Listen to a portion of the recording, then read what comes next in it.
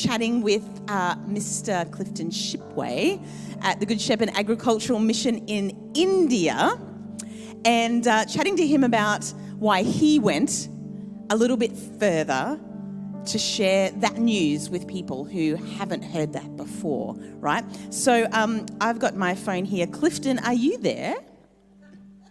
I am, and I don't know there's if no condemnation, but apparently I'm not allowed back in the building. I was going to... Standing out here on Glendew Street wondering what's going on. I can hear the music, but... I was so scared to look at the screen because who knows what Clifton would have been doing. There you are. I'm back at home. He really is in India, everybody. Okay, he's not outside. Hi, Clifton. It's so good to see you. Welcome to MissionsGive in June. Can we welcome Clifton?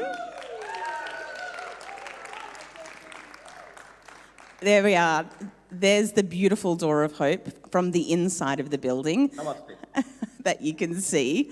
Awesome. We are excited to share with our MissionsGive partners at Door of Hope, and we want to hear a little bit about what you're doing.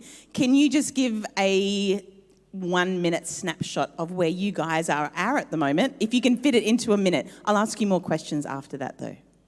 Yeah, so it's crazy. It's a long story, but essentially I was part of the Door of Hope community and moved out here to India in 2004.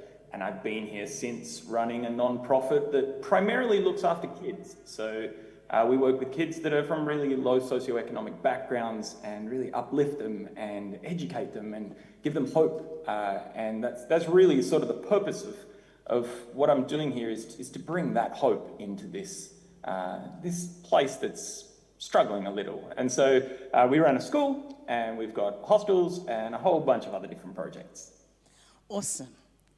Along with your wife Priscilla and your amazing 3 boys.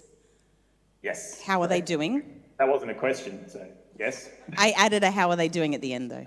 Oh yeah, no, they're doing really great. Yeah, we're actually in the process of renewing my kids' passports, and it's our hope to come there and be with you guys in Launceston in the next 12 months.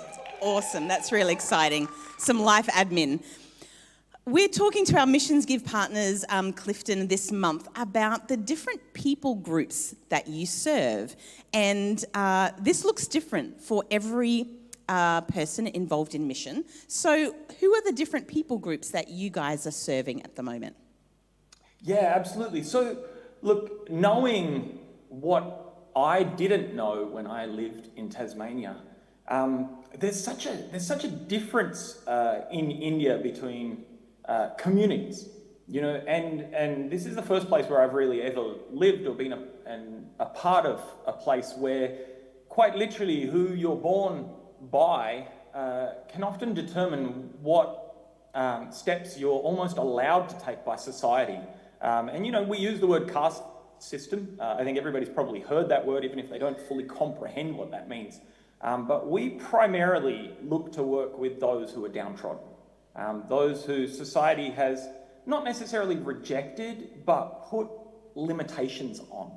And we really try to show them that everything is possible and everything is within their grasp. So the people groups specifically that we work with is one group called the Taru people. They're a very nomadic people who up until very recently would travel through the jungles, living in little temporary huts.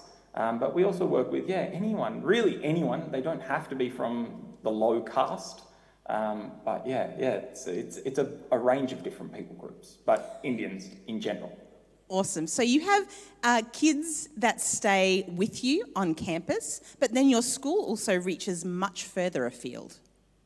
Yes, absolutely. So our school is something that I've become more and more passionate about as I see the way that God is working within our school. Our outreach, you know, when we have 700 kids in the school, that's 1,400 parents.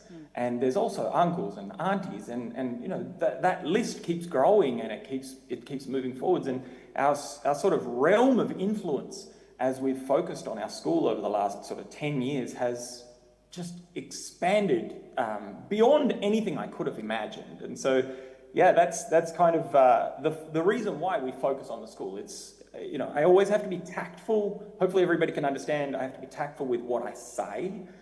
in all situations, but it's always our hope to inject and uplift people through hope, through knowing real truth.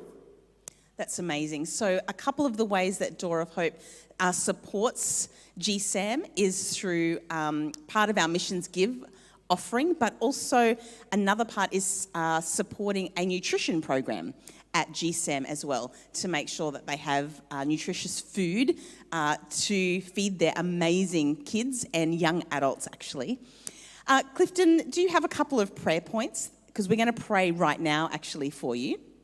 Yeah, absolutely. So currently I'm sitting in my beautiful air-conditioned office, but outside it's almost every day getting above 45 degrees, sometimes as high as 52. And we've also got about 70 to 95% humidity. And if you've ever been in situations like that, it's quite awful. And we have regular power cuts here. And at the moment, we've got quite a few people who are not well. Just general illnesses, but particularly one of our elderly staff members, she's in her mid-80s and she's really not doing well. And when any member of the family is not doing well, we all don't do well. And so really just prayer for this lady in particular. Her name is Josie, and she is wonderful and beautiful, and many in the church already know her. But when she struggles, we struggle. And so, that's particularly a big prayer point for us. But also our organisation is in a process of change.